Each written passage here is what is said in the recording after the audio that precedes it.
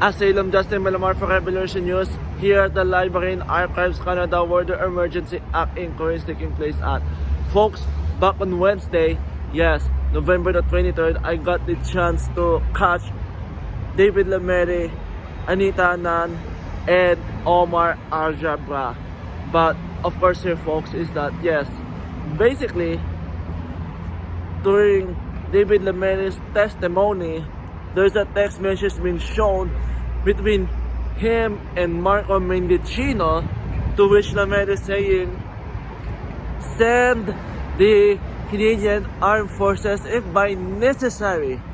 And then Marco Mendicino replied saying, how many tanks do you need? I have to ask Anita. He was referring to Defense Minister Anita Anand. And of course, Lametti replied, one weapon will do. Meaning of it, one tank will do. I bet they wanna turn the Freedom Convoy protest situation into another Tiananmen Square scenario. But of course, that is totally unbelievable, totally disgraceful. But of course here folks, see for yourself how my exchange with those three went when I asked them hard-hitting questions. Check it out. Mr. Lametti, when did you say that the Trump supporters should be worried? Sir, when did you say that the Trump supporters should be worried? Did you indicate that their bank account should be frozen? Lametti, you said that the protesters were violent. What do you have to say about that? In fact, your allegation is not true. Miss Anand, do you think that trampling peaceful protesters with horses is a laughing matter? Miss, why do you think it's appropriate for you not to answer questions? Miss Anand, do you think that trampling peaceful protesters with horses is a laughing matter? Can you elaborate on that? Do you think that it is a laughing matter, Miss Anand? Mr. Alghabra, what do you say to the fact that there was no significant impact occurred at the economy back in February? What do you say? What do you have to say about that, Mr. Alghabra? So there you have it there, folks.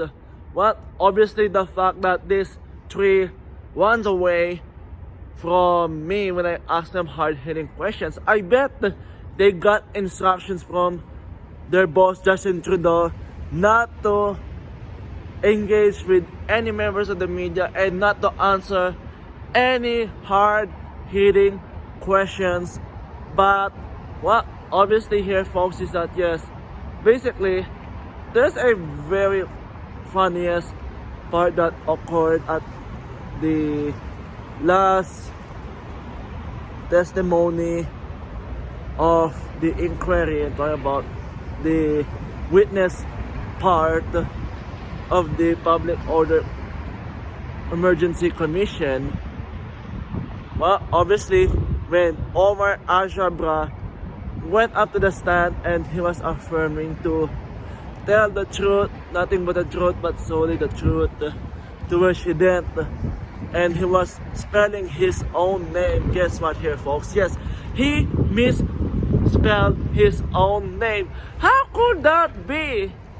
Yes, how could you misspell your own name? Because obviously that I surely memorized how to pronounce my name and even spell it.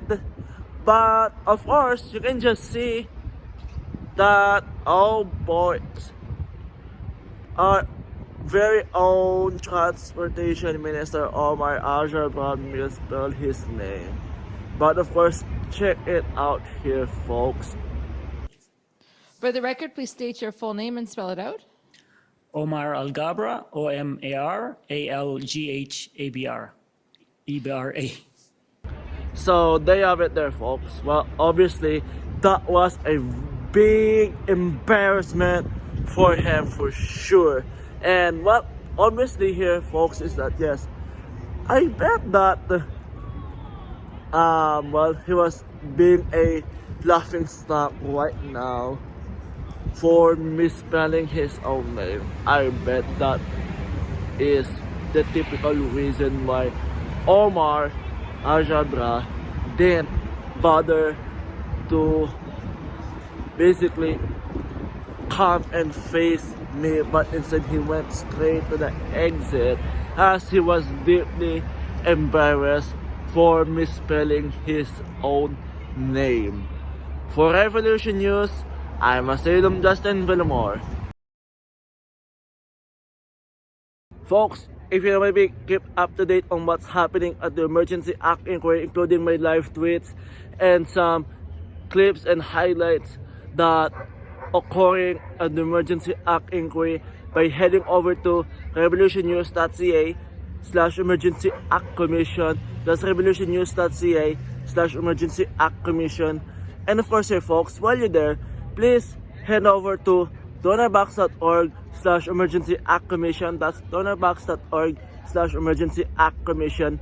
And of course, here folks, if you could chip in a buck or two, that will be greatly appreciated, as it will help me cover my travel expenses, including my expenses on food, as bringing you these stories doesn't come for free. Thank you so much.